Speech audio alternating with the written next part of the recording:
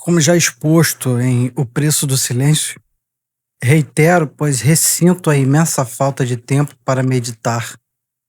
É interessante como as pessoas estranham quando alguém se detém diante de uma janela, imóvel, a contemplar.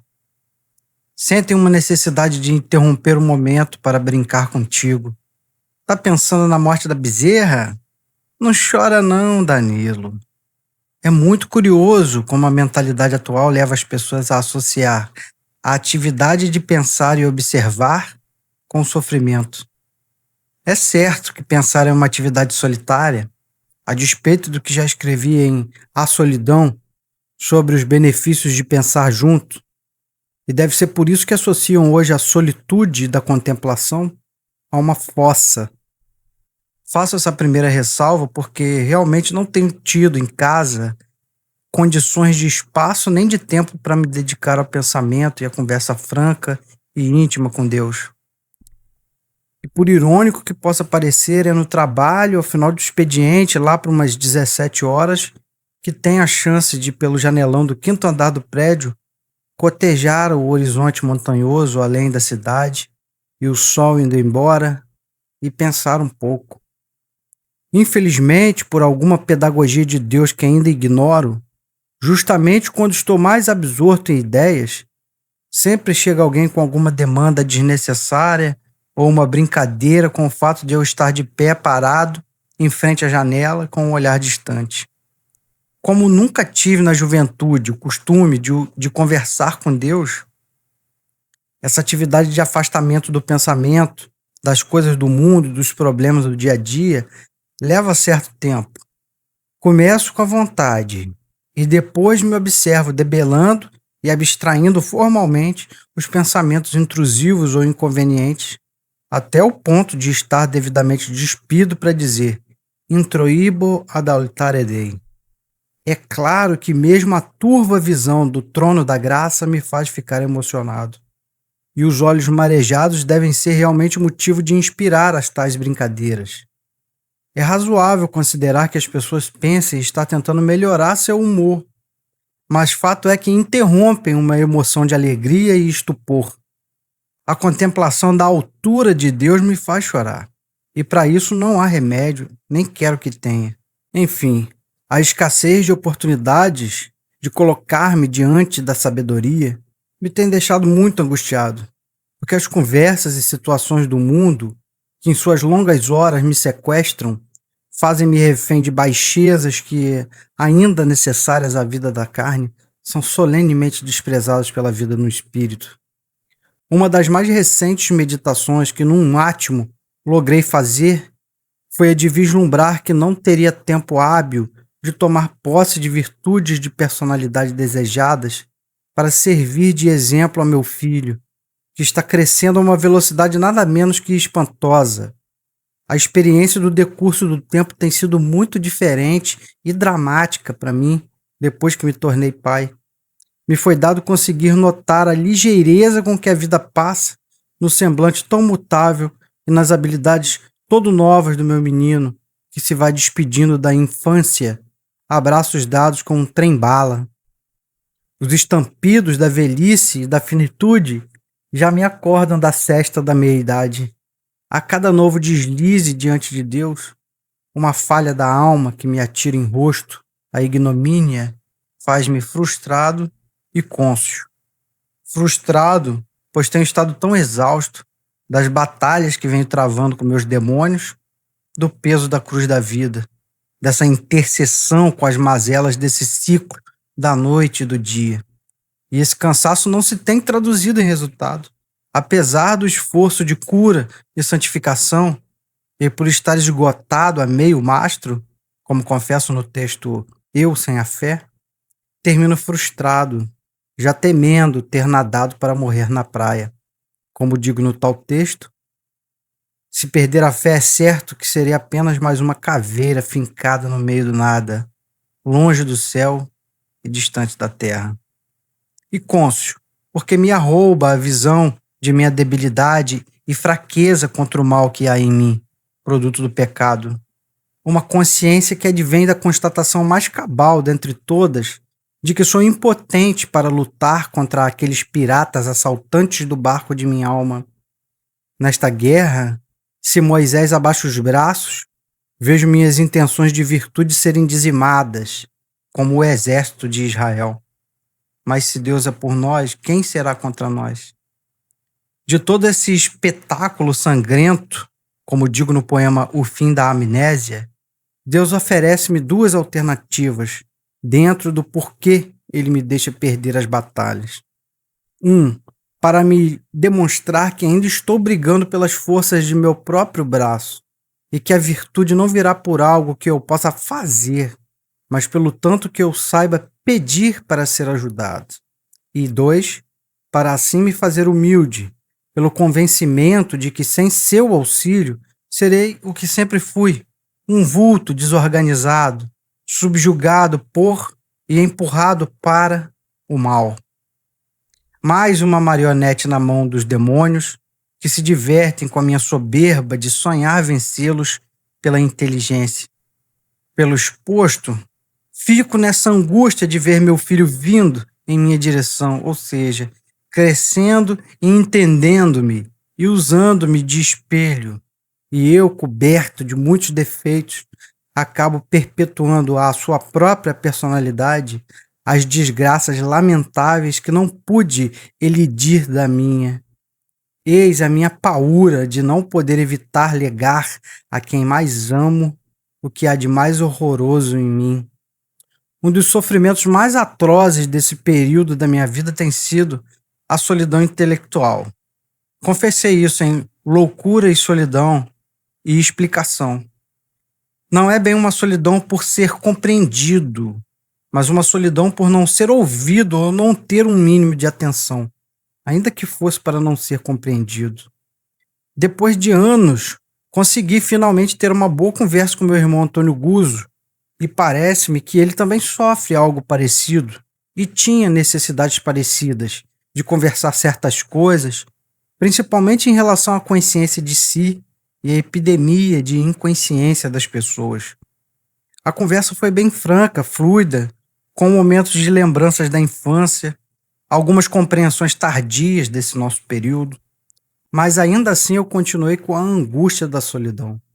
De uma forma muito concreta, sinto que não tangenciei sequer a superfície das minhas dores. Não consigo verbalizá-las bem, muito menos formar uma imagem clara do todo que me oprime e que me torna um homem tristonho. Bem disfarçando, talvez sim, mas triste. E essa situação de melancolia permanente e subjacente à rotina da vida é por mim discernida como mais uma permissão de Deus nessa minha carreira de autoconhecimento. E mais uma vez chego a constatar que a esta altura ou a esta profundidade, só mesmo o submarino de Deus poderia inspecionar e compreender as fossas marianas do meu coração. Como digo no vídeo Morte e Silêncio. Não poderia convencer-me de algo diverso. Não há psicólogo, analista ou psiquiatra que poderia dar-me o alívio de traduzir o meu discurso repreendido da história do que não fui. O jeito é resignar-me e aceitar que meu juiz será também o meu único confidente. Outra dor que compõe esse complexo em carne viva é não ter uma referência bem palpável em quem eu possa fincar meu gancho de escalada. Falta-me no convívio um exemplo de virtude e um modelo de vida. Meus pais, minha família, meus amigos vivem, em verdade, como pagãos. São bons homens naturais, mas não têm os auspícios sobrenaturais da vida na graça. Não me ponho no presente muito diferente deles, mas ponho minha vontade de ter a semelhança do Filho de Deus muito além das deles. E mais uma vez, escrevendo, enxergo. Reconheço que a única alternativa que Deus deixa ao meu alcance é a oração. Desenvolver intimidade espiritual com o meu Senhor, para que pela convivência amiga, intelectual, possa sorver, como pela orla de suas vestes, algum poder de ser como aquele que é, ou seja, o inventor da virtude, o bem encarnado, a justiça, a vida. Queria tripudiar dos meus verdadeiros inimigos, aqueles que sempre me governaram escondidos desde o breu das minhas displicências, minhas cenouras de burro, meus entretenimentos, a hipocrisia, os vícios, o sexo, as criaturas. Se suspeito vagamente onde quero chegar, é exatamente isto, algo vago, ser mais semelhante a Cristo nas virtudes. Mas o percurso andado até agora, dentro da igreja, debaixo dos sacramentos, no esforço de alguns estudos, não me convence de que atinjo isso sequer em 800 anos, se dado me fosse. Dentre os vídeos que procurei assistir para pensar melhor sobre mim e minha situação atual, um deles, A Virtude Não Vai Te Levar ao Sucesso, como um martelo bateu com precisão num dos pregos que estavam por fixar as tábuas desarranjadas da minha mente. Depois, por coincidência, e coincidência aqui é uma palavra deliberada, porque não creio no acaso, mas na providência, caiu-me no colo outro vídeo que, na verdade, era um áudio de uma pregação de Dom Henrique Soares. Ambos traziam o mesmo conselho, de homens que certamente viram o bastante dessa vida e estavam falando desde aquele gancho que eu precisava achar para alçar a corda que me sustenta da queda em mim mesmo. Diziam eles que o início da vida virtuosa começa quando aprendemos a ser alegres a despeito do sofrimento, exortando-me como se a autocomiseração e o semblante desfigurado meus fossem o que Jesus precisamente condena nos fariseus ao jejuarem. É para que sejam vistos pelos homens. Ora, se os homens reconhecem-me como sofredor, não preciso ser por Deus compreendido. As criaturas já tiveram pena do meu viver. Já recebi a minha recompensa. Mas, se administro os panos molhados dos cortes e sigo cantando, posso ter a forte esperança de recompensa na presença plena daquele que viu e vê em oculto. Como a necessidade de orar mais e melhor tem sido o fio condutor desse texto, aproveito para registrar aqui o meu pedido. Meu Jesus querido e amado, dê-me a serenidade perante a realidade, que o mundo não me assuste. Dê-me a graça de iluminar alguns metros à frente dos meus pés, para que eu antecipe e aprenda a superar esses obstáculos que me fazem um cristão infeliz. Isso é um contrassenso. Vai de encontro à palavra, não pode, não posso. Ajuda-me. Já vou esgotando o repertório do que pretendia expor quando comecei a escrever estas palavras. Não é segredo para os que me conhecem que o traço mais característico nas terras de minha personalidade é a impaciência, essa capital iníqua da ira que recebe e distribui insumos malignos para todas as adjacências.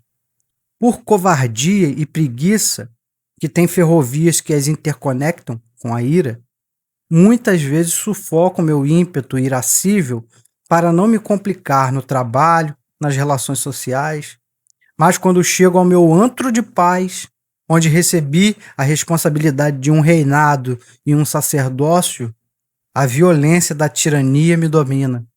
Percebam o tamanho da vergonha de passar o dia como uma cotovia despenada e à noite chegar a casa brandindo a lâmina dos dentes como um dragão de 3 cabeças contra as únicas pérolas frágeis que ainda tenham em reluzir para atiçar o amor em mim, meu filho e minha esposa. A frustração de ter esbagaçado a pele, arrastando-me entre os espinhos de mim, sem nunca sair do lodo, esse cansaço acumulado, torna-me um imbecil quanto mais, uma contradição insuperável de voltar-me contra a única célula de vida que ainda sustenta minhas pernas. Padecer por uma santidade e não a alcançar. Pior, debater-me numa areia movediça, afastando-me mais desdenhosamente do objetivo. Que Deus tenha misericórdia do meu coração. Que pátria doentia, que lugar desintegrado. Quero o bem, como disse São Paulo, mas não o pratico. Mas o mal que não desejo, miserável homem que sou, esse sigo praticando. Por trás de uma autêntica virtude está uma sede de ser como Cristo. Sede eu tenho. Mas onde foi parar a fonte de água viva?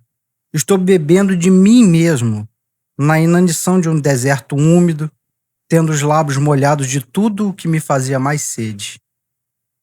Coragem, Senhor. Coragem é o que preciso. Não consegui chegar sequer à altura do homem, que dirá daquele que ata as sandálias do Cristo. Tira de mim o couro de rato, Senhor. Perdoa-me, esfrega-me, ergue-me, para que eu saiba o que é ser um velho, depois um menino. Eu tenho saudades de quando eu era um menino. Ajuda-me, mãe. Peça a Jesus. Eu só queria ser um menino.